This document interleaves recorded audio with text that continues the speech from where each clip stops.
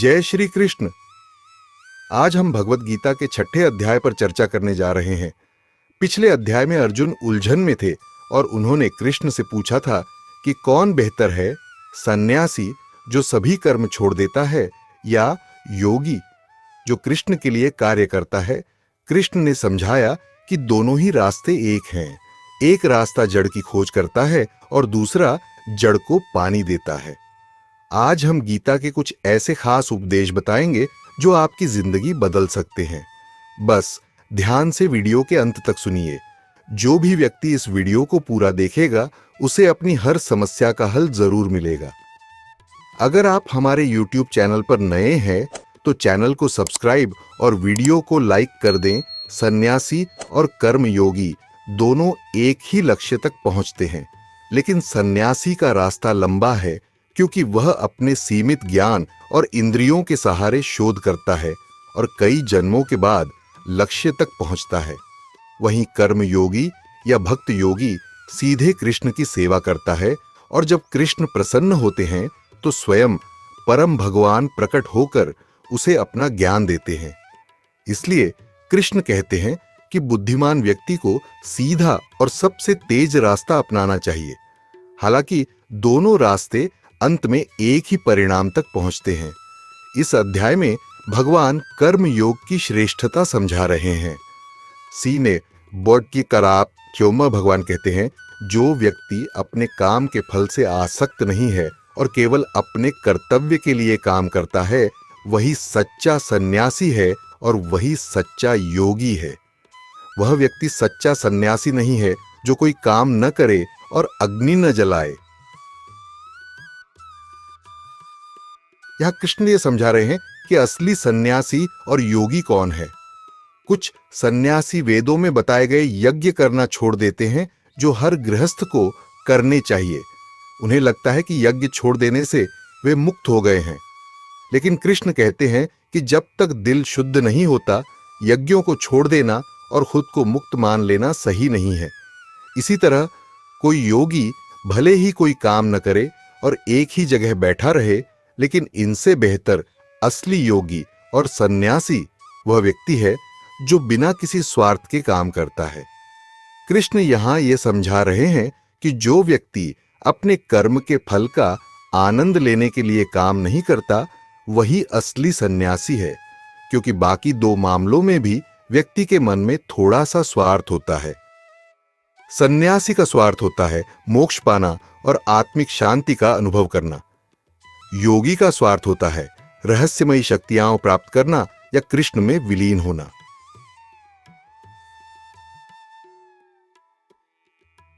भगवान बताते हैं कि कर्म को छोड़ना नहीं, बल्कि उसके फल से आसक्ति छोड़ना सबसे बड़ा योग है।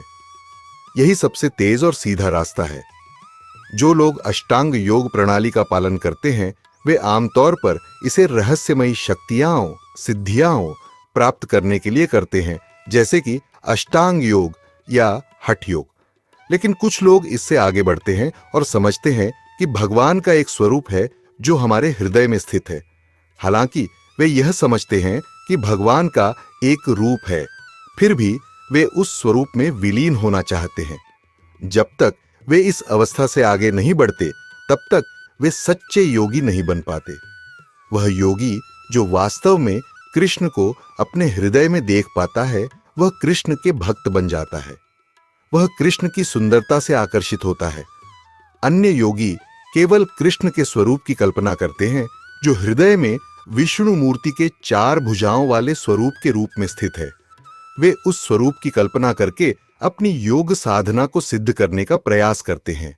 ऐसे भक्त अक्सर कृष्ण के शरीर में विलीन होने का प्रयास करते हैं।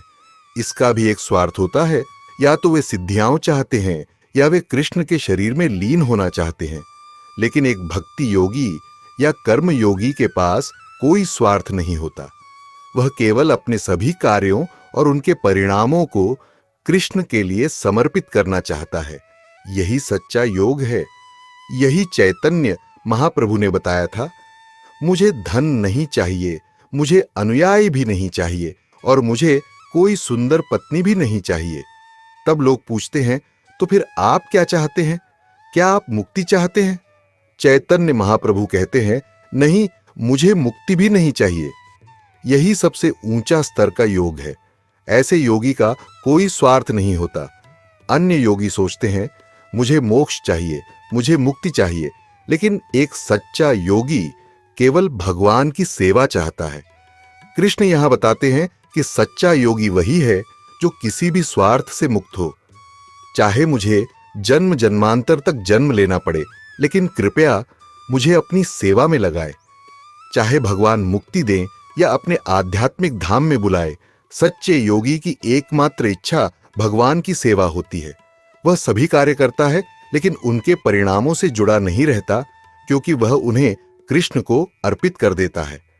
यहां पर बहुत सुंदर परिभाषा दी गई है कि त्याग और योग एक ही चीज है, क्योंकि कोई भी योगी तब तक नहीं बन सकता जब तक वह इंद्रियों की तृप्ति की इच्छा का त्याग न करे। त्याग का मतलब यह नहीं है कि हमें इंद्रिय सुख के वस्तुओं को छोड़ना है, बल्कि उन वस्तुओं को भोगने की इच्छा का त्याग करना है। एक उदाहरण दिया जाता है कैशियर का। कैशियर को न तो पैसे का त्याग करना चाहिए और न ही उन्हें अपने स्वार्थ के लिए उपयोग करना चाहिए। यदि कोई कैशियर कहे कि मुझे पैसे नहीं चाहिए, इसे ले जाओ, तो यह गलत है। उसे बैंक के मालिक के लिए पैसे स्वीकार करने का काम दिया गया है। जब कैशियर ईमानदारी से पैसे इकट्ठा करता है और उन्हें मालिक को सौंपता है, तब मालिक के साथ उसका संबंध मजबूत होता है। यही योग है, यही कर्म योग या भक्ति योग है। अगर कैशियर यह सोचता है कि मैं इन पैसों का उपयोग खुद के लिए करूंगा, तो यह भी गलत है। उसी तरह जो सन्यासी घर-बार छोड़कर जंगल या हिमालय में जाते हैं और योग का अभ्यास करते हैं, वे भी पूरी तरह सही स्थिति में नहीं होते। वे भले ही एक भौतिकवादी व्यक्ति से बेहतर हों, लेकिन उन्हें और आगे बढ़ना चाहिए। ऐसा क्यों? क्योंकि वे सोचते हैं कि मेरा घर या गांव मेरा नहीं है, लेकिन जंगल या हिमालय मेरा है, मैं वहां रह सकता हूं। नहीं, यह भी गलत है। आप त्याग तभी कर सकते हैं जब वह वस्तु आपकी हो, लेकिन वास्तव में कुछ भी हमारा नहीं है। यह शरीर, यह घर या स्थान, सब कुछ भगवान ने हमें एक निश्चित समय के लिए दिया है। हम यहाँ किराएदार की तरह रहते हैं। हमारा असली कर्तव्य है भगवान की सेवा करना और उनके दिए हुए संसाधनों का सही उपयोग करना। मैं अपनी गतिविधियां करता रहूंगा, फिर मुझे मजबूरन वह स्थान छोड़ना पड़ेगा। इसलिए मैं यहाँ किराएदार हूं, ये मेरी जगह नहीं है। तो त्याग का सवाल ही कहां उठता है। यही कारण है कि असली सन्यास या त्याग वह है जहां हम इंद्रियों के विषयों से आसक्त नहीं होते। जिस भी परिस्थिति में आप हैं, जो भी संसाधन आपके आसपास है, जो लोग आपके आसपास हैं, उनका उपयोग कृष्ण की सेवा में करें और उन्हें कृष्ण से जोड़ें, क्योंकि हर चीज कृष्ण की है। यही युक्त है, यह सच्चा त्याग है। उदाहरण के लिए, एक कैशियर पूरी तरह से त्यागी होता है। वह ऐसा नहीं सोचता कि मैं पैसे का आनंद लूंगा। वह करोड़ों रुपए इकट्ठा करता है और सब बैंक में जमा कर देता है, मालिक को सौंप देता है। यही वास्तविक त्याग है। यहां बहुत महत्वपूर्ण बात यह है कि किसी चीज का भोग करना अवैध है और उसे छोड़ना भी अवैध है, लेकिन भगवान द्वारा दी गई हर चीज का उपयोग भगवान की सेवा में करना, यही सही मार्ग है। अर्जुन को यही बात समझाई जा रही है।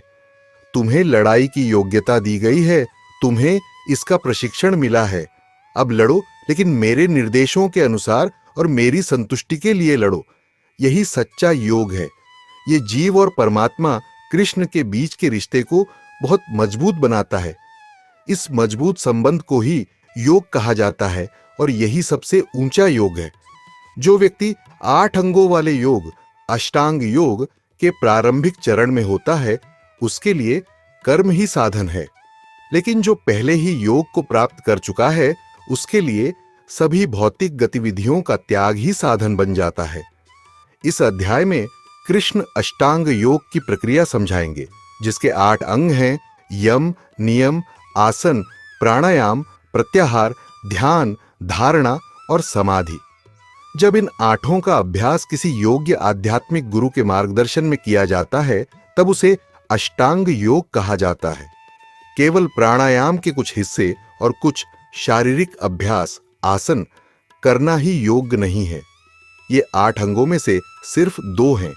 आजकल जो लोग योग सिखा रहे हैं वे इसे मुख्यतः शारीरिक लाभों के लिए ही सिखा रहे हैं, लेकिन असली योग का उद्देश्य भौतिक शरीर की सीमाओं को पार कर आध्यात्मिक स्तर पर पहुंचना है।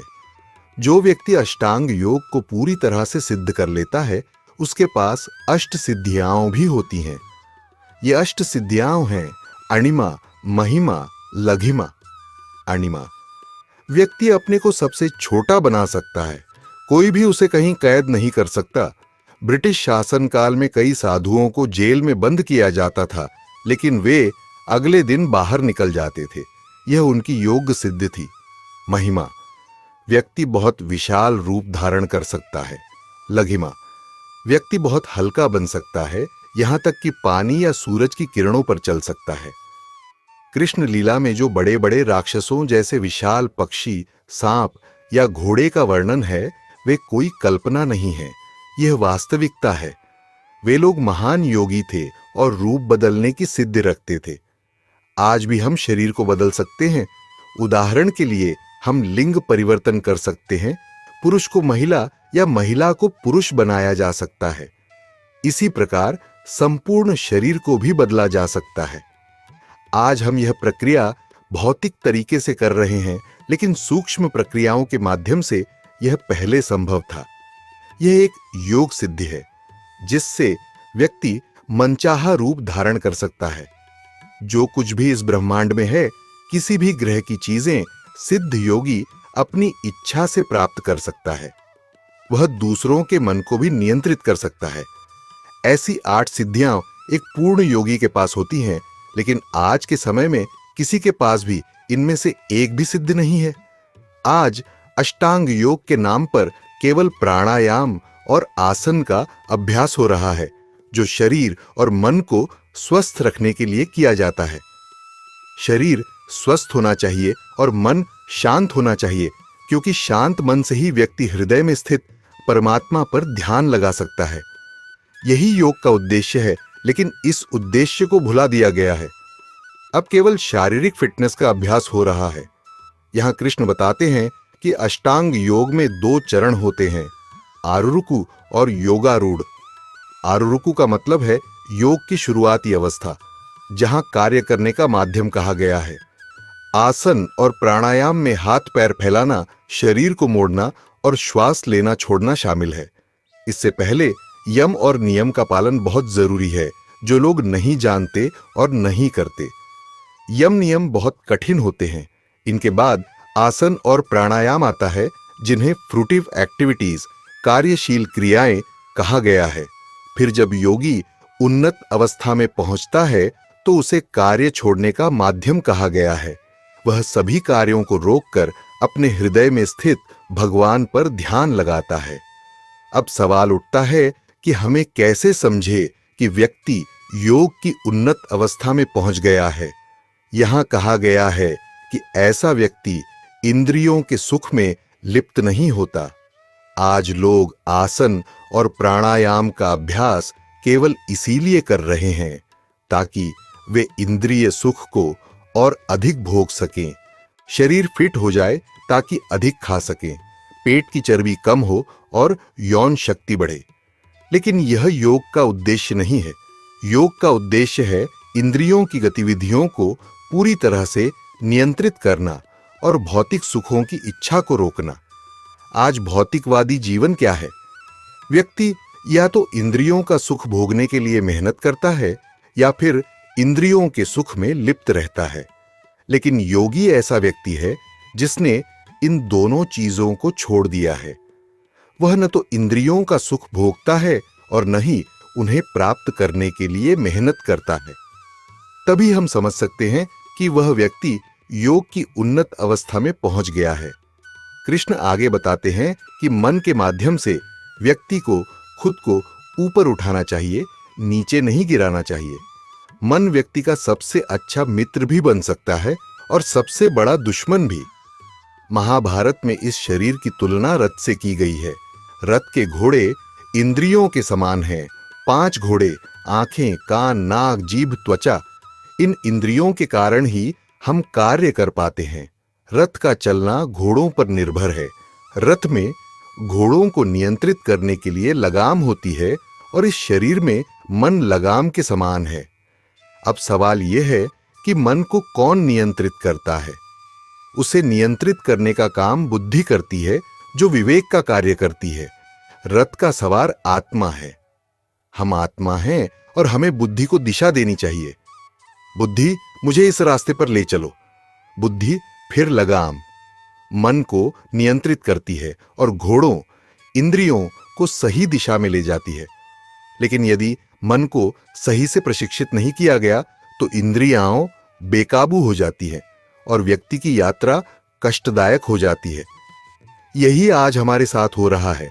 हम स्वयं मन और बुद्धि के माध्यम से इंद्रियों को नियंत्रित करने की बजाय इंद्रियों के इशारों पर चल रहे हैं। घोड़े जिधर भी घास या खाने की चीजें देखते हैं, उधर भागने लगते हैं और हम एक कठिन यात्रा में फंस जाते हैं और दुख पाते हैं। वैदिक संस्कृति व्यक्ति को यह सिखाती है कि वह अपनी इंद्रियों को बुद्धि के माध्यम से नियंत्रित करे। बुद्धि को मजबूत बनाकर ही इंद्रियों को सही दिशा दी जा सकती है। कृष्ण यहां बताते हैं कि जिसने अपने मन को नियंत्रित कर लिया है, उसके लिए मन सबसे अच्छा मित्र बन जाता है। लेकिन जिसने मन पर नियंत्रण नहीं पाया, उसके लिए वही मन सबसे बड़ा शत्रु बन जाता है। शत्रु कौन होता है? जो हमारी संपत्ति छीन लेता है, हमें धोखा देता है, हमें बांधता है या अंत में हमें नष्ट कर देता है। वास्तव में यह सब हमारे साथ मन के कारण ही हो रहा है।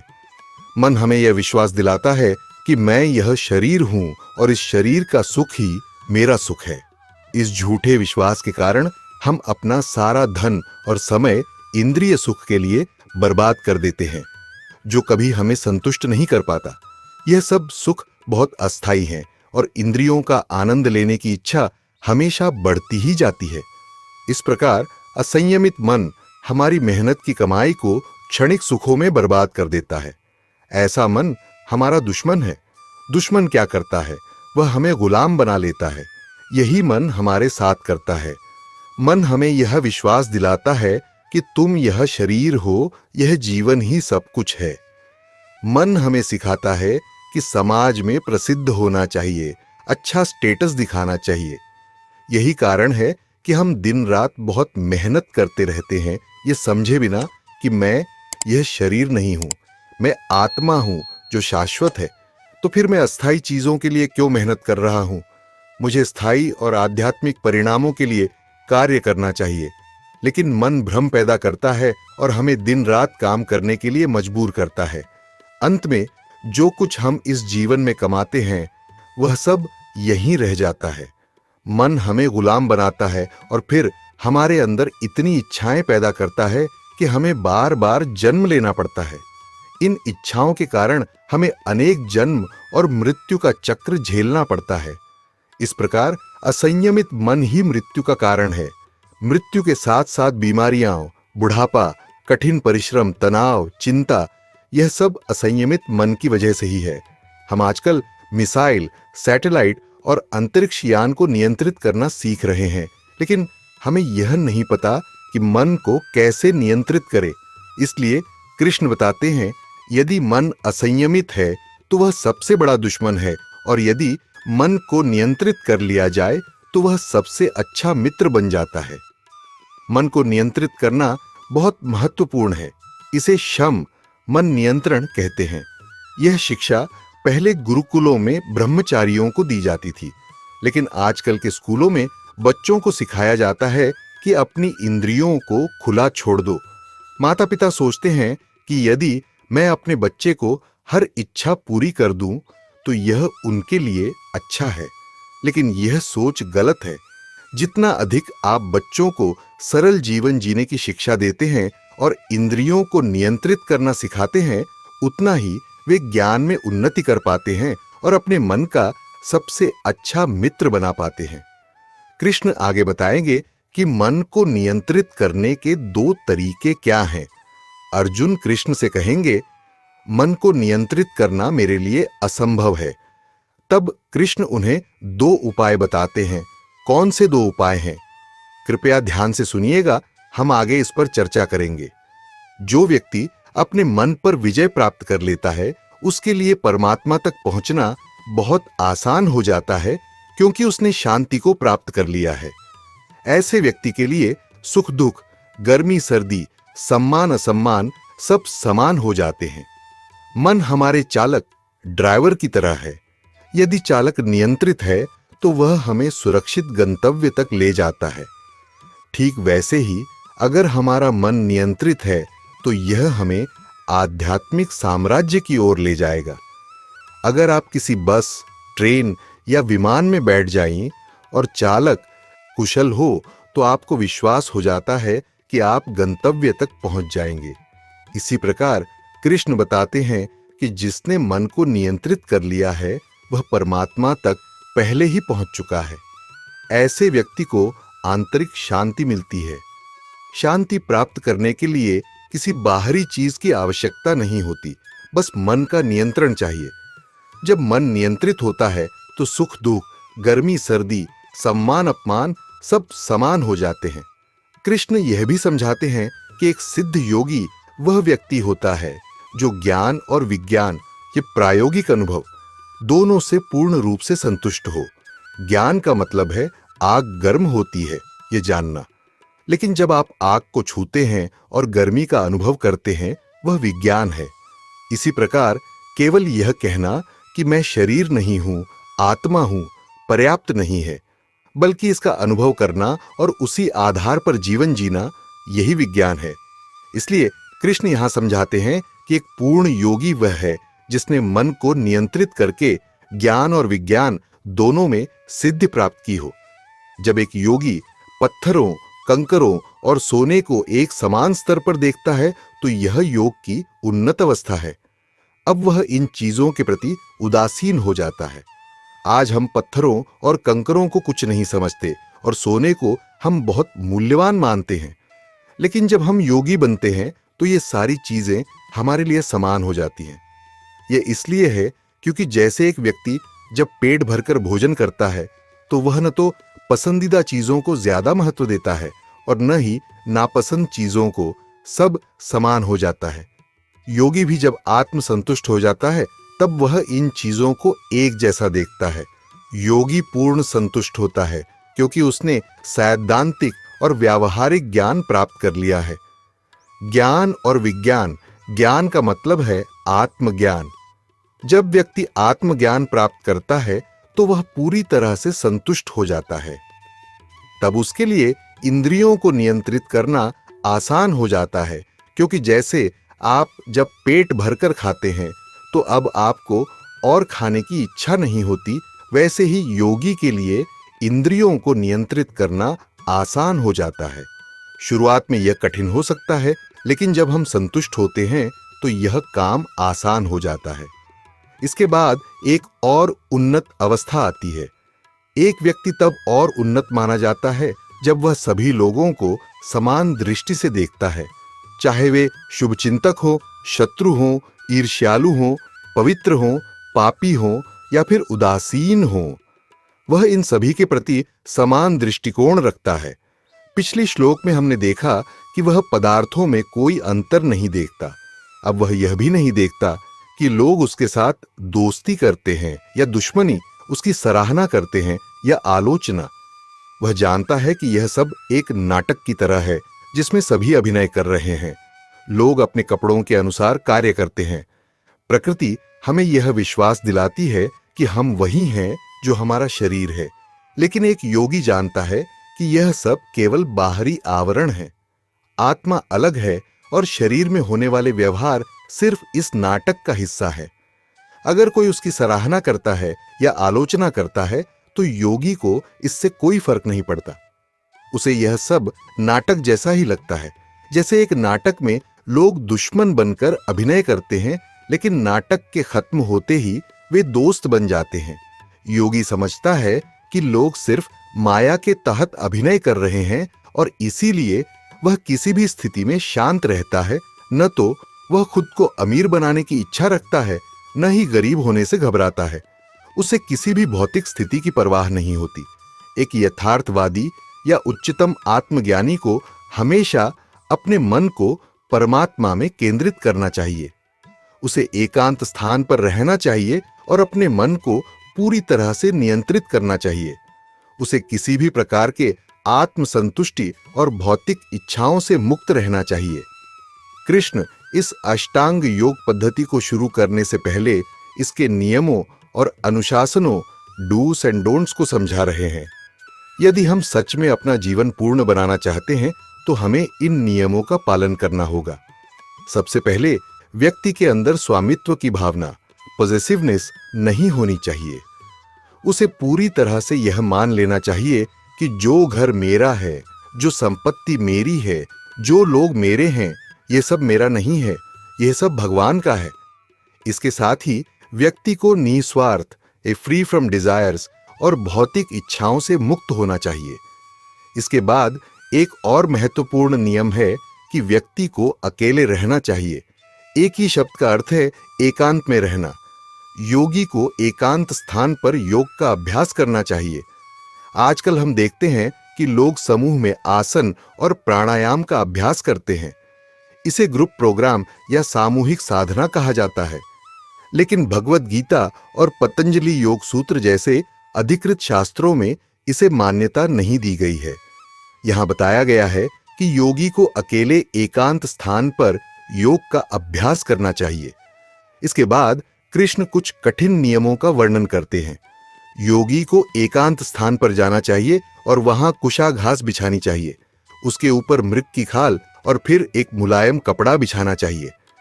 यह आसन न ज्यादा ऊंचा हो और न ज्यादा नीचा। यह एक पवित्र स्थान पर होना चाहिए। फिर योगी को इस पर स्थिर होकर बैठना चाहिए। योग का अभ्यास करने के लिए उसे मन और इंद्रियों को नियंत्रित करना होगा, हृदय को शुद्ध करना होगा और मन को एक बिंदु पर स्थिर करना होगा। सबसे पहले व्यक्ति को शुचि स्थान पर जाना चाहिए। शुचि का मतलब स्वच्छ और सात्विक स्थान होता है।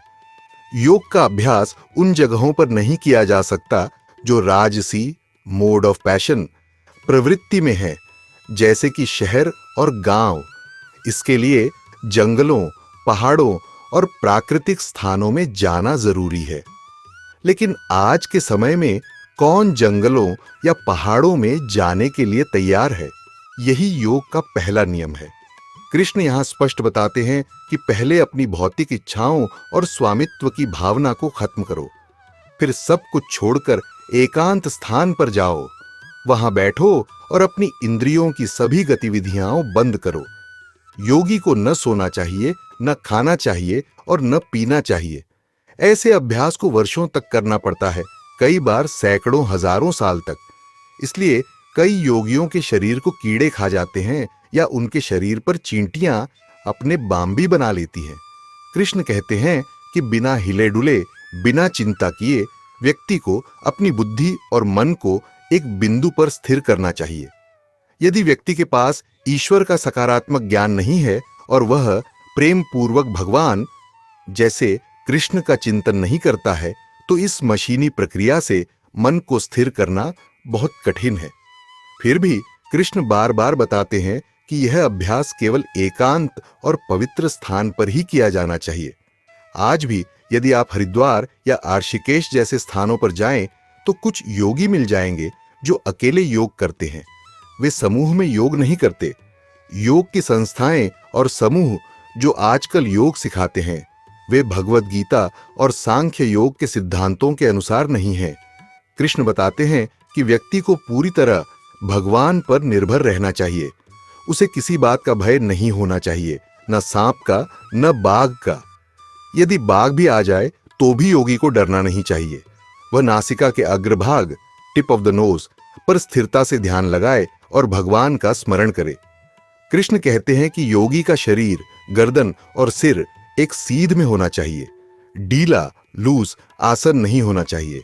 आंखें आधी बंद होनी चाहिए और उन्हें नासिका के अग्रभाग पर स्थिर करना चाहिए।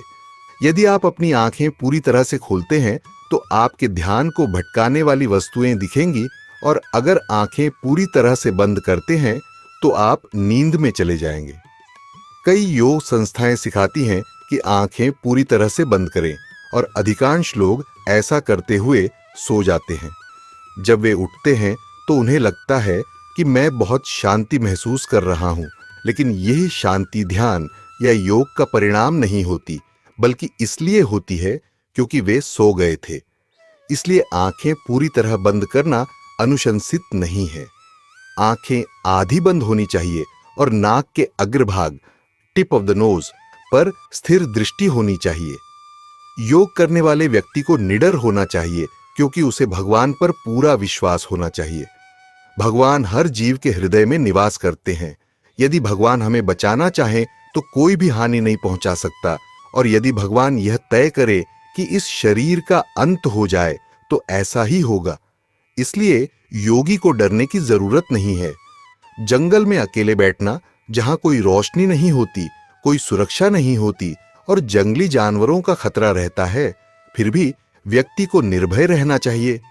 योग में ब्रह्मचर्य का पालन भी बहुत महत्वपूर्ण है। आज के समय में लोग ब्रह्मचर्य का अर्थ गलत तरीके से समझा रहे हैं। कुछ लोग कहते हैं कि केवल आध्यात्मिक चर्चा करना ही ब्रह्मचर्य है, लेकिन ऋषियों ने इसका सही अर्थ बताया है। कार्य, विचार और वाणी में हर परिस्थिति और हर समय यौन जीवन का त्याग करना ही ब्रह्मचर्य है।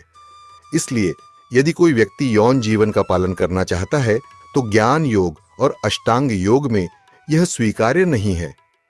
लेकिन भक्ति योग में गृहस्थ जीवन में भी संयमित यौन जीवन की अनुमति है, परंतु इसका उद्देश्य केवल श्रेष्ठ संतान उत्पन्न करना होना चाहिए, न कि केवल भौतिक सुख के लिए। भक्ति योग सबसे सरल और सुखदायी पद्धति है। इसमें व्यक्ति को कृष्ण की सेवा में इतनी आत्मिक प्रसन्नता मिलती है कि वह स्वाभाविक रूप से इंद्रियों के भोग से मुक्त हो जाता है। भक्ति में कृष्ण के प्रति प्रेम इतना अधिक होता है कि निम्न सुख अपने आप पीछे छूट जाते हैं। लेकिन ज्ञान योग और अष्टांग योग में व्यक्ति को पहले ही परिवार त्यागना पड़ता है, जंगलों, हिमालय और पर्वतों में जाकर एकांत में बैठना पड़ता है। कृष्ण यहां बताते हैं कि शरीर, गर्दन और सिर को सीधा रखकर बैठना चाहिए। आंखें आधी बंद हो और दृष्टि नाक के अग्रभाग पर हो। फिर मन को एक बिंदु पर स्थिर करना है। यहां कृष्ण यह भी स्पष्ट रूप से कहते हैं कि मन को कृष्ण पर केंद्रित करना चाहिए। मन को नियंत्रित करने का उद्देश्य कृष्ण को ही जीवन का लक्ष्य बनाना है।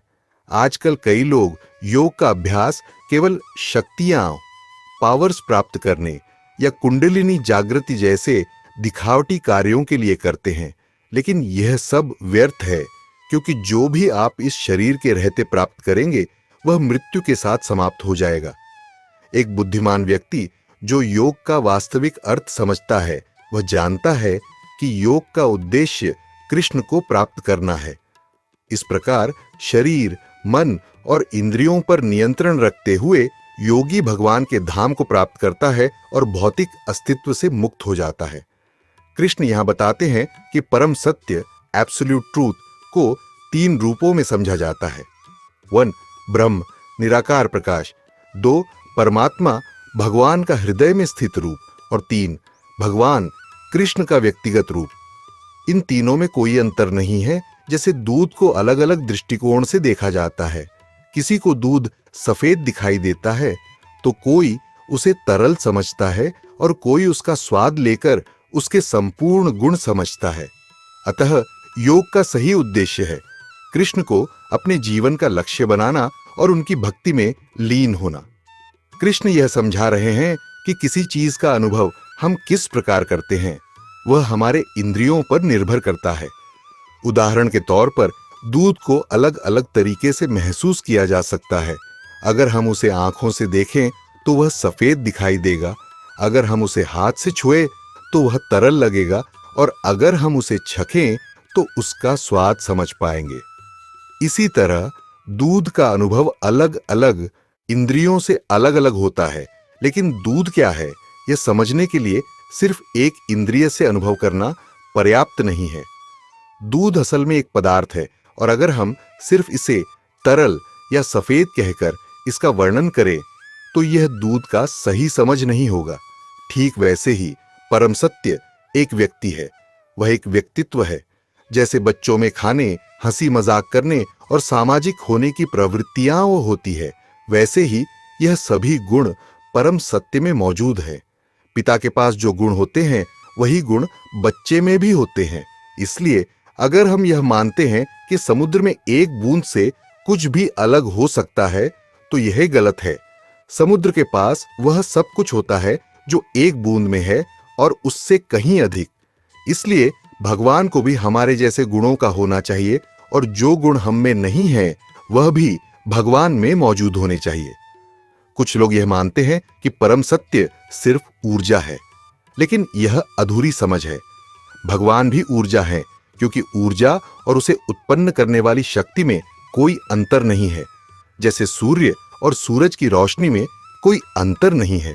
सूरज की रोशनी सूरज से निकलती है और दोनों एक दूसरे के बिना अस्तित्व में नहीं रह सकते, लेकिन इसके बावजूद सूरज और उसकी रोशनी में अंतर है।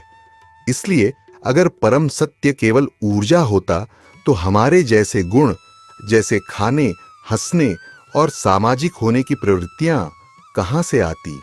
ये गुण परम सत्य में होते हैं, और इसलिए हमें यह समझने की आवश्यकता है कि परम सत्य एक व्यक्तिगत रूप में मौजूद है। योग का उद्देश्य भगवान की उस पवित्र और दिव्य दुनिया में पहुंचना है जो पूरी तरह से आत्मा से बनी हुई है। कृष्ण कहते हैं कि एक योगी को भगवान की राजधानी स्वर्ग में पहुंचना चाहिए। यह कोई कल्पना नहीं है, बल्कि एक वास्तविकता है। जैसे हम किसी स्थान के बारे में किताबों से जानकारी प्राप्त करते हैं, वैसे ही हमें भी वेदों से उस दिव्य स्थान के बारे में जानकारी प्राप्त करनी चाहिए जहां भगवान रहते हैं। योग करने के लिए कुछ नियम होते हैं जिन्हें हमें पालन करना चाहिए। कृष्ण बताते हैं कि अगर कोई व्यक्ति बहुत अधिक खाता है, बहुत कम खाता है, बहुत सोता है या बहुत कम सोता है, तो वह योग नहीं कर सकता। योग के लिए खाने और सोने में भी संतुलन होना चाहिए।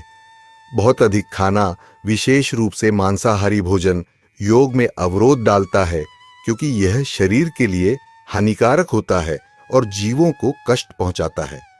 इसके अलावा खाने में संतुलन रखना भी बहुत जरूरी है। अगर कोई बहुत कम खाता है तो वह शरीर को कमजोर कर सकता है और रोगों का सामना करना पड़ सकता है, और अगर कोई ज्यादा खाता है तो वह मोटापे या अन्य बीमारियों का शिकार हो सकता है। इसलिए खाने और सोने की आदतों को नियंत्रित करना और संतुलित रखना योग के अभ्यास में अहम है। यही नहीं, योगी को सही नींद और सही आहार की आदतों का पालन करना चाहिए, ताकि शरीर और आत्मा का संतुलन बना रहे। जैसे जैसे व्यक्ति आध्यात्मिक जीवन में प्रगति करता है, वैसे वैसे उसकी आत्म साक्षात्कार की भावना जागृत होती है और वह अपनी वास्तविकता को समझ पाता है। मैं शरीर नहीं हूं। शरीर की इच्छाएं धीरे धीरे कम होती है, लेकिन यह कृत्रिम तरीके से नहीं होना चाहिए। जितनी जरूरत शरीर को है उतना ही उसे पूरा करना चाहिए। इसीलिए वेदों में यह सलाह दी गई है कि व्यक्ति को समय पर और निश्चित मात्रा में खाना खाना चाहिए। योगियों के लिए यह निर्धारित किया गया है कि 50% भोजन ठोस होना चाहिए। उदाहरण के लिए, यदि आप चपाती खाते हैं और 6 चपातियों में पेट भर जाता है, तो आपको 3 ही चपाती खानी चाहिए। यह 50% ठोस भोजन हुआ। 25% भोजन में तरल पदार्थ जैसे पानी होना चाहिए और बाकी 25% जगह हवा के लिए छोड़ी जानी चाहिए, ताकि शरीर सभी बीमारियों से मुक्त रहे। यदि हमारी आहार व्यवस्था नियंत्रित हो तो हमें कोई अन्य शारीरिक अभ्यास या व्यायाम करने की आवश्यकता नहीं होती। शरीर को स्वस्थ रखने के लिए आहार नियंत्रित करना सबसे महत्वपूर्ण है। अगर हम अपनी जीभ पर नियंत्रण रखें तो हम बहुत अच्छे स्वास्थ्य में रह सकते हैं। हमें बस समय पर खाना खाना चाहिए, समय पर सोना चाहिए और समय पर उठना चाहिए। एक सुव्यवस्थित और अनुशासित जीवन जीने से कोई भी व्यक्ति अपना स्वास्थ्य बनाए रख सकता है, लेकिन यह नियंत्रण बहुत जरूरी है। इसके बाद कृष्ण ने जीवन के सभी तनावों को कम करने के लिए योग के 4 प्रकार के नियमों के बारे में बताया। कृष्ण कहते हैं कि जो व्यक्ति अपने खाने, सोने, काम करने और मनोरंजन की आदतों में संयम रखता है, वह योग के माध्यम से सभी भौतिक दुखों को कम कर सकता है। चाहे हम किसी भी प्रकार का योग करें, चाहे हम भगवान के नाम का जाप करें, हमें जीवन में एक अनुशासित और नियंत्रित जीवन जीने की आवश्यकता होती है। यदि हम खाने, सोने, काम करने, बोलने और दूसरे सभी कार्यों में संयम रखते हैं तो हम सुखी रहते हैं और भौतिक दुख हमें छू नहीं सकते। कृष्ण ने खास तौर पर 4 प्रकार के नियमों का उल्लेख किया है, जो इस प्रकार हैं। 1. आहार, खान-पान। कृष्ण ने पहले ही बताया कि क्या खाना चाहिए। वह बताते हैं कि हमें केवल वही भोजन खाना चाहिए जो भगवान को अर्पित किया गया हो, जिसे प्रसाद कहा जाता है। इस भोजन से शरीर पर भौतिक प्रकृति का प्रभाव नहीं पड़ता और यह व्यक्ति को हमेशा भगवान का स्मरण करने में मदद करता है। आजकल हम यह नहीं देख सकते कि भोजन में आध्यात्मिक ऊर्जा आ गई हो, लेकिन जो भी भोजन भगवान को अर्पित हो वह आध्यात्मिक रूप से पवित्र हो जाता है। 2. उपवासी व्रत। उपवास भी आध्यात्मिक उन्नति के लिए बहुत महत्वपूर्ण है। खासकर महीने में 2 बार एकादशी के दिन उपवास रखना चाहिए। अलावा कुछ और विशेष दिन भी होते हैं जब उपवास रखना चाहिए। उपवास से हमारी इंद्रियां शांत होती हैं और मानसिक स्थिति सुधरती है। 3. मनोरंजन और संतानोत्पत्ति। कृष्ण बताते हैं कि मनोरंजन और संतानोत्पत्ति का भी एक नियम होना चाहिए। इन सभी कार्यों में संयम रखना चाहिए। 4. कामकाजी जीवन। कार्य भी संतुलित होना चाहिए। लोग सोचते हैं कि अगर वे ज्यादा मेहनत करेंगे तो वे ज्यादा समृद्ध होंगे, लेकिन यह गलत है। हमारे जीवन में समृद्धि पहले से तय है। जैसे एक नौकरी में हमारी तनख्वाह पहले से निर्धारित होती है। यदि हम बहुत मेहनत करते हैं तो भी वेतन में कोई बड़ा बदलाव नहीं होगा। जीवन में समृद्धि और संपत्ति हमारे कर्मों और भाग्य के अनुसार निर्धारित होती है। इसीलिए कृष्ण कहते हैं कि हमें बहुत ज्यादा मेहनत नहीं करनी चाहिए, बल्कि हमें धर्म के रास्ते पर चलकर समृद्धि बढ़ानी चाहिए। कृष्ण ने कहा कि जो व्यक्ति अपने कर्मों को संयमित तरीके से करता है वह किसी भी प्रकार की भौतिक समस्याओं से बच सकता है। हमें कभी यह नहीं भूलना चाहिए कि हमारी समृद्धि और भौतिक सुख भाग्य और धर्म के अनुसार निर्धारित होते हैं। यह कहा गया है कि एक व्यक्ति को अपनी नौकरी, व्यवसाय या किसी अन्य कार्य में अधिकतम 8 घंटे खर्च करने चाहिए और बाकी का समय आध्यात्मिक कार्यों में लगाना चाहिए। इसे ही नियम कहा गया है। अगर कोई व्यक्ति सोता है तो यह उसकी किस्मत है और यह स्वाभाविक रूप से हो जाता है। लेकिन सोना या ज्यादा मेहनत करना दोनों ही अनुशंसित नहीं है। काम को नियंत्रित तरीके से करना चाहिए, अधिकतम 8 घंटे तक, फिर किस्मत अपने रास्ते पर चलेगी। साथ ही खाने, मनोरंजन और प्रयासों में संयम रखना जरूरी है। सोने को भी नियंत्रित किया जाना चाहिए। नियंत्रित सोने का मतलब है कि शरीर को ताजगी मिले ताकि फिर से कृष्ण की सेवा में लग सके। स्वस्थ व्यक्ति को 6 घंटे की नींद पर्याप्त होती है। अगर किसी को ज्यादा नींद की जरूरत महसूस होती है तो इसका मतलब है कि वह तमोगुण, अज्ञानता के प्रभाव में है। इसलिए हमें धीरे धीरे अपनी नींद को 6 घंटे तक सीमित करना चाहिए और रात में जल्दी सोना चाहिए तथा सुबह जल्दी उठना चाहिए। ब्राह्म मुहूर्त सुबह के 48 मिनट सूर्योदय से 90 मिनट पहले में उठकर हमें अपनी आध्यात्मिक गतिविधियों में समय बिताना चाहिए, जैसे कि भगवान के नाम का जाप करना। इस समय में की गई साधना का प्रभाव 5 गुना ज्यादा होता है। शुरुआत में हमें थकान महसूस हो सकती है, लेकिन अगर हम अपनी साधना के लिए प्रशिक्षित हो जाते हैं तो हम भौतिक बीमारियों से भी दूर रहेंगे। दिन में 1 घंटे से ज्यादा नहीं सोना चाहिए। यदि हम ज्यादा सोते हैं तो हमारी शरीर पर तमोगुण का प्रभाव रहेगा और आलस्य बढ़ेगा। जब योगी योग का अभ्यास करके अपनी मानसिक गतिविधियों को नियंत्रित करता है और सभी भौतिक इच्छाओं से मुक्त हो जाता है तो उसे योगी कहा जाता है। योग का उद्देश्य यह है कि व्यक्ति सभी भौतिक इच्छाओं से मुक्त होकर आत्मा को देख सके और अपनी सच्ची पहचान को समझ सके। जो व्यक्ति योग के माध्यम से अपनी मानसिक गतिविधियों को नियंत्रित करता है और आत्मा में स्थित रहता है, वह समृद्धि की प्राप्ति करता है। ऐसे व्यक्ति को कोई भी बाहरी कठिनाई हिला नहीं सकती। यही वास्तविक मुक्ति है जो भौतिक संसार से आने वाली सभी परेशानियों से मुक्त करती है। समाधि का मतलब है भगवान में पूरी तरह से आत्म सम्मिलित होना। भगवान हमारे दिल में एक विष्णु रूप में स्थित है। जैसे अगर शीशे पर धूल हो तो हम अपना चेहरा नहीं देख सकते, वैसे ही अगर मन में गंदगी हो तो हम अपनी आत्मा और भगवान को नहीं देख सकते। इसलिए मन को शुद्ध करना आवश्यक है। इसके लिए अष्टांग योग का अभ्यास किया जाता है। प्राणायाम, यम, नियम, आसन, प्राण प्रत्याहार, ध्यान और समाधि के अभ्यास से मन शुद्ध होता है और तब हम भगवान को अपने दिल में देख सकते हैं। जब एक व्यक्ति बिना किसी विचलन के भगवान को अपने दिल में देख पाता है तो वह सिद्ध समाधि में स्थित होता है। योग में दो अवस्थाएं होती हैं। पहले चरण में अष्टांग योगी और ध्यान योगी परमात्मा के रूप को देख पाते हैं। श्रीमद् भागवत में भगवान कपिल द्वारा इस योग की प्रक्रिया और भगवान के वस्त्र, मुकुट, कुंडल, गदा, चक्र और शंख का वर्णन दिया गया है। योगी इस विवरण को पढ़कर भगवान के उस रूप की कल्पना अपने हृदय में करते हैं, लेकिन यदि वे केवल उस रूप की कल्पना करते हैं तो वे उस रूप में विलीन हो सकते हैं। यह भी पूर्णता नहीं है। परंतु कुछ दुर्लभ योगी जो उस रूप पर ध्यान केंद्रित करते हैं, भगवान कृष्ण को अपने हृदय में साक्षात देख पाते हैं। जब भगवान स्वयं योगी से प्रसन्न होकर हृदय में प्रकट होते हैं, तब यह मात्र कल्पना नहीं रहती, यह वास्तविकता बन जाती है। ऐसे योगी भक्ति योगी बन जाते हैं जो भगवान के प्रति गहरा प्रेम और स्नेह विकसित करते हैं और भगवान के धाम में पहुंच जाते हैं। समाधि की अवस्था। जब कोई व्यक्ति कृष्ण के रूप से पूरी तरह आकर्षित हो जाता है, उसका मन और सभी इंद्रियां शुद्ध हो जाती हैं। वह शुद्ध इंद्रियों से आध्यात्मिक आनंद का अनुभव करता है और सभी दुखों से मुक्त हो जाता है। संसार की कोई भी पीड़ा उसे विचलित नहीं कर सकती। भक्ति योग और हरिदास ठाकुर का उदाहरण।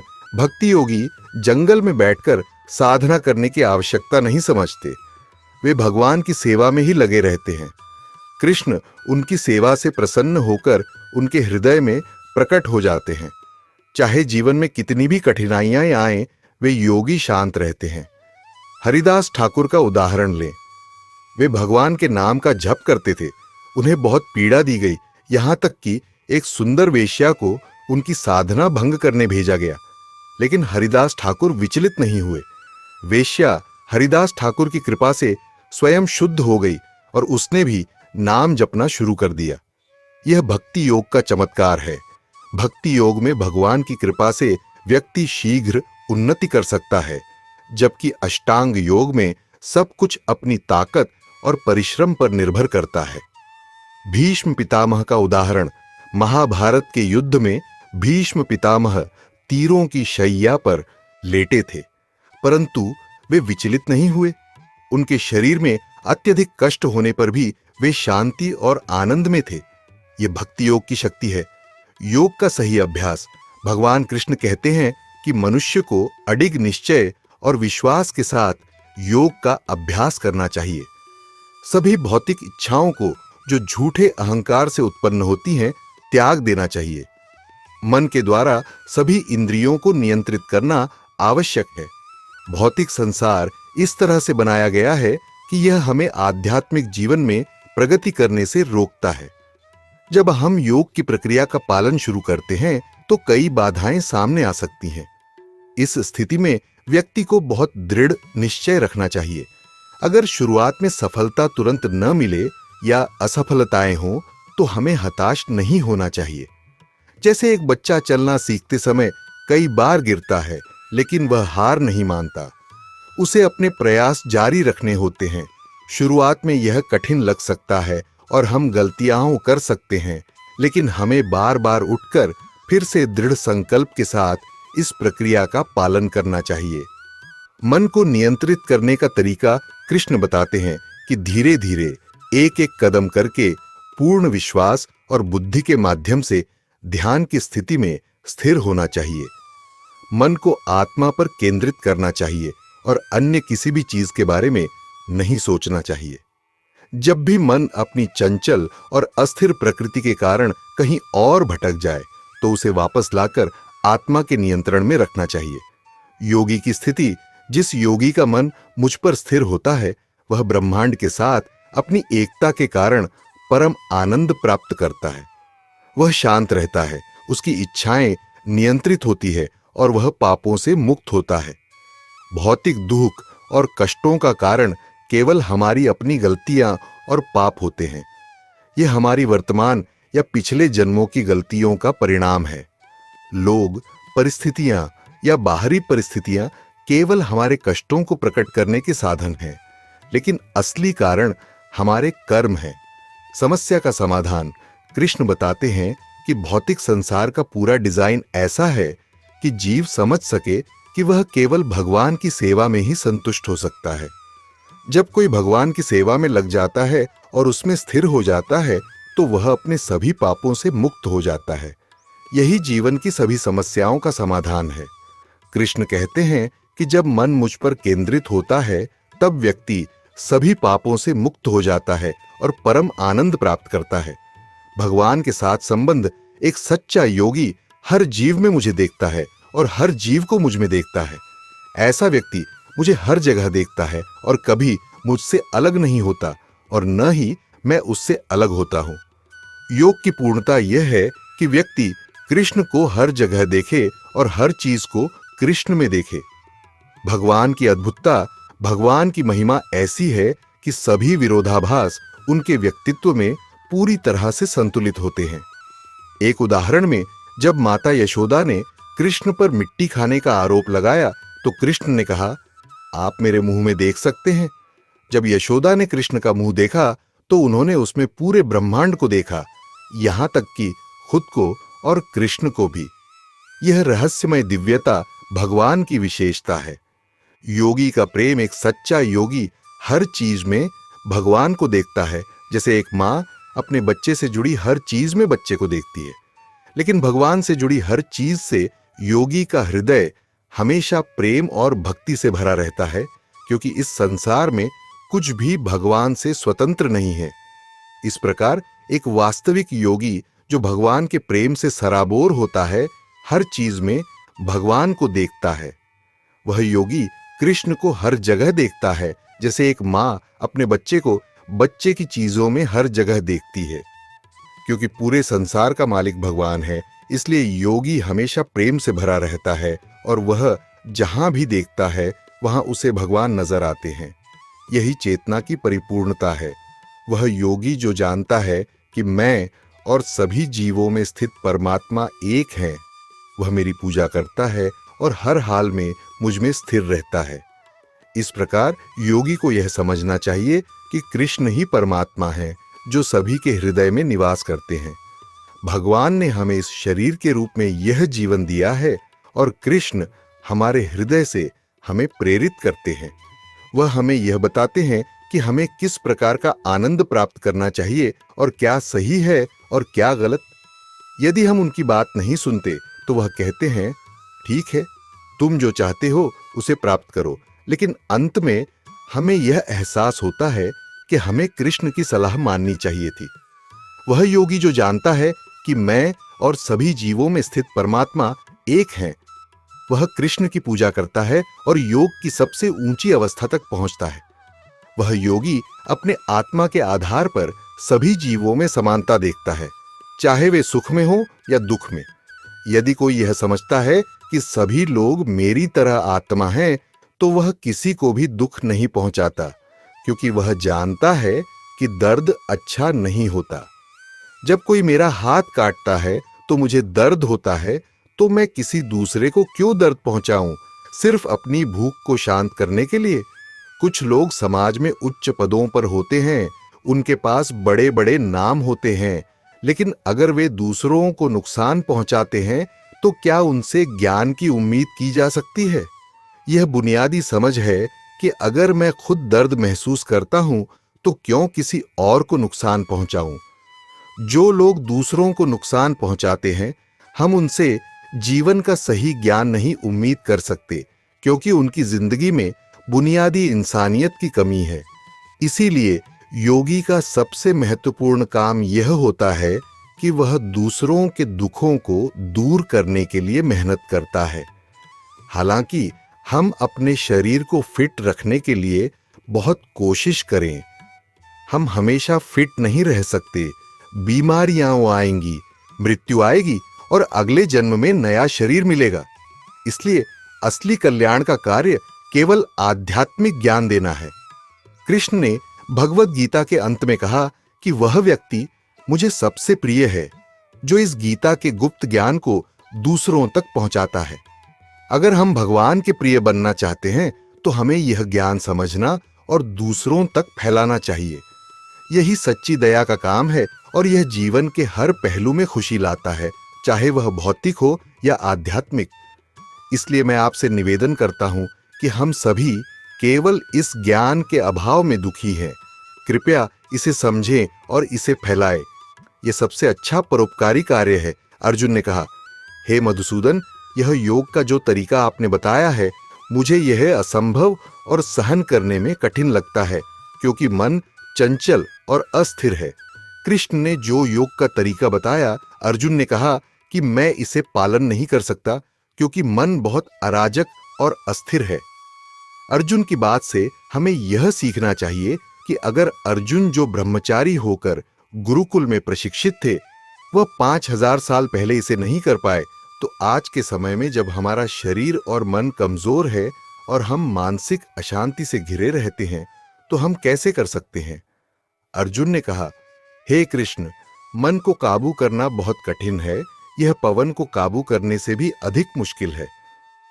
अर्जुन ने कहा कि वह पवन को नियंत्रित कर सकते हैं, क्योंकि उनके पास रहस्यमय शस्त्रों का ज्ञान था, जिससे वह जल, पृथ्वी और वायु को नियंत्रित कर सकते थे। लेकिन मन को काबू करना उनके लिए भी कठिन था। कृष्ण ने इसका उत्तर दिया, हे कुंती के वीर पुत्र, यह सच है कि चंचल मन को नियंत्रित करना बहुत कठिन है, लेकिन यह संभव है। इसे नियमित अभ्यास और वैराग्य, निष्क्रियता से नियंत्रित किया जा सकता है। कृष्ण ने बताया कि मन को अतीत और भविष्य से जोड़ने वाली इच्छाएं होती हैं, और यह इच्छाएं केवल अटैचमेंट, आसक्ति के कारण होती है। इसलिए मन को नियंत्रित करने के लिए हमें अपने अंदर निष्क्रियता और वैराग्य की भावना विकसित करनी होगी। यह निष्क्रियता स्वाभाविक रूप से योग के अभ्यास से आती है। जैसे ही हम यह ज्ञान प्राप्त करते हैं कि यह संसार अस्थायी है और हम यह शरीर नहीं हैं, हम मन को नियंत्रित करना सीख सकते हैं। कृष्ण ने यह भी बताया कि नियमित अभ्यास जरूरी है। योग का उद्देश्य मन को नियंत्रित करना है, और इसके लिए कृष्ण के नामों का जाप करना सबसे प्रभावी तरीका है। हरे कृष्ण कृष्ण कृष्ण हरे हरे का जाप करने से मन के ऊपर जमी हुई गंदगी साफ होती है और मन परमात्मा के साथ जुड़ने लगता है। कृष्ण ने कहा कि इस अभ्यास के द्वारा व्यक्ति के मन में स्थिरता आती है और वह अपने आत्मा से जुड़कर परम आनंद को प्राप्त करता है। आज के कलयुग में जहां लोग मानसिक अशांति और भौतिक बंधनों से घिरे होते हैं, कृष्ण के नामों का जाप, भक्ति योग और कर्म योग जैसी साधनाएं सबसे प्रभावी हैं। यदि हम नियमित रूप से कृष्ण के नामों का जाप करते हैं तो मन को नियंत्रित करना आसान हो जाएगा। कृष्ण ने यह भी कहा कि यह प्रक्रिया धीरे धीरे और निरंतर अभ्यास से परिणाम देती है। यदि हम निष्क्रियता का अभ्यास करते हैं और साथ ही कृष्ण के नामों का जाप करते हैं तो मन का नियंत्रण स्वतः हो जाएगा। यह प्रक्रिया थोड़ी समय ले सकती है, लेकिन इसके प्रभावी परिणाम दिखाई देंगे। इसलिए अगर हम जल्दी परिणाम चाहते हैं तो हमें दोनों चीजों का पालन करना होगा, निष्क्रियता और नियमित अभ्यास। हमें उन चीजों से दूर रहना चाहिए जो हमें इस भौतिक संसार में उलझाती हैं, और साथ ही कृष्ण के नामों का जाप करते रहना चाहिए। कृष्ण ने कहा है कि यह निश्चित रूप से बहुत कठिन है, लेकिन असंभव नहीं है। लगातार अभ्यास और डिटैचमेंट, वैराग्य से यह संभव है। कृष्ण कहते हैं कि जिनका मन अनियंत्रित होता है उनके लिए आत्म साक्षात्कार करना कठिन है, लेकिन जो अपना मन नियंत्रित करते हैं और सही उपायों से प्रयास करते हैं वे निश्चित रूप से सफलता प्राप्त करेंगे। कृष्ण का कहना है, अर्जुन, तुम ये मत सोचो कि तुम बिना मन को नियंत्रित किए आत्म साक्षात्कार प्राप्त कर पाओगे। यह कठिन है, लेकिन तुम्हें इसे करना ही होगा और सही तरीके से प्रयास करने से आत्म साक्षात्कार संभव है। अर्जुन को डर है कि यह प्रक्रिया कठिन है और मन उसे धोखा दे सकता है, तो वह पूछते हैं, जो व्यक्ति शुरुआत में आत्म साक्षात्कार की प्रक्रिया में आता है लेकिन बाद में सांसारिक मोह के कारण वह उससे हट जाता है और सिद्धि नहीं प्राप्त करता, उसका क्या होता है? वह न तो संसार में सुखी हो पाता है और न ही आत्म साक्षात्कार प्राप्त कर पाता है। उसका परिणाम क्या होता है? कृष्ण जवाब देते हैं, हे अर्जुन, जो व्यक्ति इस रास्ते पर थोड़ी भी मेहनत करता है वह कभी भी नष्ट नहीं होता। वह अच्छे कार्य करता है और कभी बुराई से पराजित नहीं होता। जो योगी असफल होते हैं वे कई जन्मों के बाद पवित्र ग्रहों पर जाकर पुनः एक अच्छे परिवार में जन्म लेते हैं, जहां वे फिर से अपनी आध्यात्मिक यात्रा को जारी रख सकते हैं। इस प्रकार इस मार्ग पर किया गया थोड़ा सा प्रयास भी व्यक्ति को जानवरों की श्रेणी में गिरने से बचाता है। और अगर कोई व्यक्ति पूरी निष्ठा से इस मार्ग पर चलता है तो वह एक अच्छे जन्म में उत्पन्न होता है, चाहे वह स्वर्गलोक में हो या किसी धनी और शिक्षित परिवार में। जो व्यक्ति योग के लिए आगे बढ़ता है उसे विशेष जन्म मिलता है, जिसमें वह एक महान आध्यात्मिक परिवार में जन्म लेता है, जहां उसे कृष्ण के ज्ञान की गहरी समझ होती है। ऐसा जन्म अत्यंत दुर्लभ होता है, लेकिन यह बहुत उन्नत आत्माओं के लिए होता है। इसके अलावा यदि कोई व्यक्ति इस जीवन में सफल नहीं हो पाता तो वह अगले जन्म में फिर से योग के लिए प्रेरित होता है, क्योंकि उसकी पिछली जिंदगी का दिव्य चेतना उसे स्वचालित रूप से इस दिशा में आकर्षित करती है। ऐसे व्यक्ति सच्चे योगी होते हैं जो वेदों के कर्मकांड से ऊपर होते हैं और स्वाभाविक रूप से उच्च यौगिक सिद्धांतों की ओर आकर्षित होते हैं। कृष्ण कहते हैं, इसलिए अर्जुन, चिंता मत करो। यदि इस जीवन में सफलता नहीं मिलती तो अगले जीवन में तुम्हें अच्छा जन्म मिलेगा और तुम फिर से योग का अभ्यास कर सकोगे। अगर योगी ईमानदारी से अभ्यास करते हैं और अपनी सभी अशुद्धियों से मुक्त होते हैं तो वे अंततः परम लक्ष्य को प्राप्त कर लेते हैं। हालांकि यह एक लंबी प्रक्रिया होती है। हमें कभी भी घबराना नहीं चाहिए अगर हम भगवान को समझने में कठिनाई महसूस करते हैं। यह हमारे छोटे बुद्धि के लिए असंभव है। जैसे एक चींटी हमारे गणित या विज्ञान को नहीं समझ सकती, वैसे ही हम भगवान की सारी योजना को पूरी तरह से नहीं समझ सकते।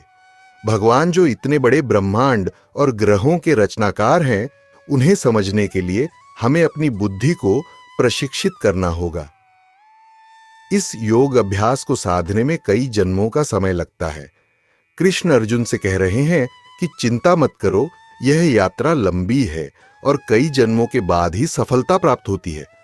अगर कोई व्यक्ति बहुत मेहनत करता है और निरंतर अभ्यास करता है तो भी यह प्रक्रिया धीरे धीरे पूरी होती है। शुरुआत में व्यक्ति कर्म योग का पालन करता है, जैसे दान और परोपकार। फिर धीरे धीरे वह आत्मा के ज्ञान को समझता है। फिर ध्यान योग की ओर बढ़ता है और कई जन्मों तक अभ्यास करता है। अंत में कृष्ण के ज्ञान को प्राप्त करता है। यह बहुत कठिन और लंबी प्रक्रिया है, लेकिन कृष्ण एक और तरीका बताते हैं जो ज्यादा व्यावहारिक है, और वह तरीका है योगी तपस्वी, ज्ञानी और कर्म योगी से श्रेष्ठ होता है। इसलिए अर्जुन, किसी भी परिस्थिति में योगी बनो। यहां कृष्ण विभिन्न प्रकार के लोगों का उल्लेख कर रहे हैं।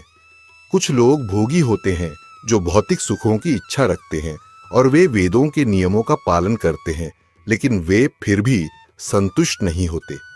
फिर वे ज्ञानी बनते हैं जो यह समझते हैं कि वे शरीर नहीं हैं, लेकिन वे फिर भी संतुष्ट नहीं होते।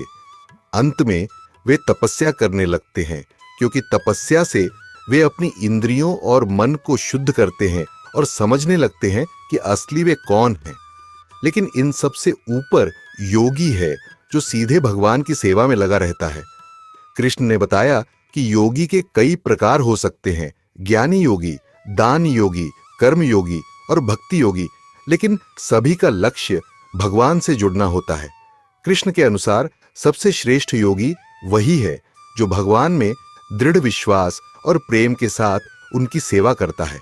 अर्जुन ने कहा कि यह मेरे लिए असंभव है, क्योंकि मैं एक योद्धा हूं और मुझे राजनीति, युद्ध और अपने परिवार के साथ अपना जीवन जीना है। तो कृष्ण ने उन्हें प्रेरित किया और कहा, चिंता मत करो, तुम पहले से ही उच्चतम योगी हो, क्योंकि भगवान की सेवा में हमेशा रत रहने वाला और भगवान को अपने हृदय में ध्यान करने वाला योगी ही सबसे श्रेष्ठ योगी है। अब कृष्ण ने कर्म योग की प्रक्रिया को समझाया और अगले 6 अध्यायों में भक्ति योग का ज्ञान देंगे। कृष्ण ने धीरे धीरे इस योग लैडर को समझाया है और बताया कि भक्ति योग सबसे सरल, श्रेष्ठ और महान है, लेकिन इसे साधना बहुत मुश्किल है, क्योंकि यह केवल एक शुद्ध भक्त की कृपा से ही संभव है।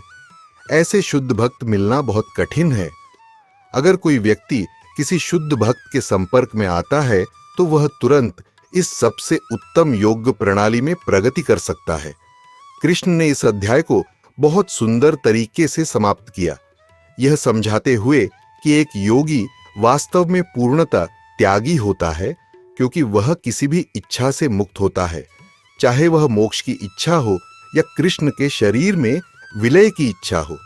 उसकी केवल एक ही इच्छा होती है, चाहे कृष्ण मुझे बार बार जन्म दें ताकि मैं उनके प्रेम की सेवा कर सकूं। यह एक योगी का असली त्याग और ज्ञान है। कृष्ण ने इस बहुत कठिन प्रक्रिया को समझाया है, जो इस युग में व्यवहारिक नहीं है। हम ब्रह्मचर्य का पालन नहीं कर सकते, जो कि यज्ञ द्वारा पूरी तरह से यौन संबंधों से विमुक्त होने का अर्थ है, न केवल शारीरिक रूप से बल्कि मानसिक और वाक्यात्मक रूप से भी। क्या आज के समय में जब हमारे फोन में इतना यौन सामग्री उपलब्ध है, यह संभव है? सामान्य लोगों के लिए यह बहुत कठिन है, लेकिन फिर भी ब्रह्मचर्य महत्वपूर्ण है। इस योग प्रक्रिया में पहला कदम ब्रह्मचर्य अपनाना है, फिर जंगल में जाकर परिवार को छोड़ना है और उसके बाद योग का अभ्यास करना है। लेकिन भक्ति योग या कर्म योग में, जैसे कृष्ण ने बताया, यह ज्यादा व्यावहारिक है। कर्म योग में हम अपने सभी कार्यों को कृष्ण के प्रति समर्पित करते हैं और जब हम उन्नत होते हैं तो हम कृष्ण द्वारा बताए गए तरीके से कार्य करते हैं। कृष्ण ने अर्जुन से यही कहा है कि हमेशा मेरे बारे में सोचते हुए अपना कार्य करो, यही योग का सबसे अच्छा तरीका है। कभी-कभी लोग यह सोचते हैं कि कृष्ण ने अन्य प्रक्रियाओं को नकारा दिया है और केवल कर्म योग या भक्ति योग को ही सही बताया है, लेकिन बस अपने काम को अच्छे से करना ही योग नहीं है, बल्कि कृष्ण को अपने हृदय में सोचते हुए और उनके निर्देशानुसार कार्य करते हुए अपने सभी कार्यों के परिणाम कृष्ण को समर्पित करना ही योग का वास्तविक रूप है। तो हम सभी इस अभ्यास को शुरू कर सकते हैं। अगर हम कृष्ण के निर्देशों के अनुसार कार्य नहीं कर पा रहे हैं, तो जो भी कार्य हम कर रहे हैं उस कार्य के परिणाम को कृष्ण को समर्पित कर सकते हैं।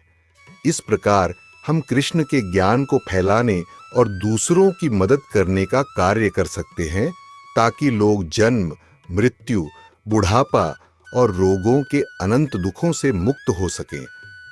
हमारे द्वारा किए गए कार्यों में हमें हमेशा कृष्ण को हृदय में सोचते हुए काम करना चाहिए।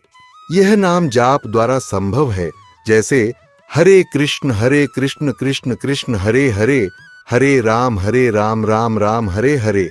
अब भगवत गीता के सबसे महत्वपूर्ण अध्याय शुरू होने वाले हैं, तो कृपया हमारे साथ जुड़ें। धन्यवाद। हरे कृष्ण।